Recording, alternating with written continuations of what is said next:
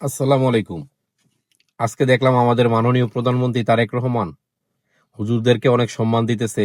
ইফতার পার্টিতে তাদের সামনে গিয়ে তাদের সাথে শুভেচ্ছা বিনিময় করতেছে। এটা একটা ভালো দিক। আমরা চাই আমাদের আগামীর বাংলাদেশটা ইনশাল্লাহ সুন্দরভাবে ইসলাম ভিত্তিক এবং সম্মান করে হুজুরদেরকে এবং সম্মানী ব্যক্তিদেরকে সম্মান করে এগিয়ে যাক। ইনশাল্লাহ আমাদের মনে হয় বর্তমান প্রধানমন্ত্রী তারেক রহমান উনি দেশের পরিবর্তন করবে। ইনশাল্লাহ তারে আমরা ভালো কাজে অবশ্যই আমরা সহযোগিতা করি এবং তার ভালো কাজে আমরা সাপোর্ট করি।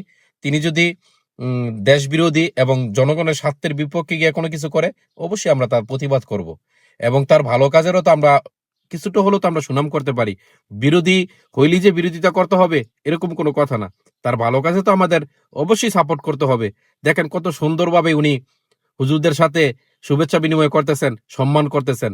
একটা কথা আছে না, সম্মান দিলে সম্মান কখনো কমে না। এগিয়ে যাক বাংলাদেশ নতুন করে।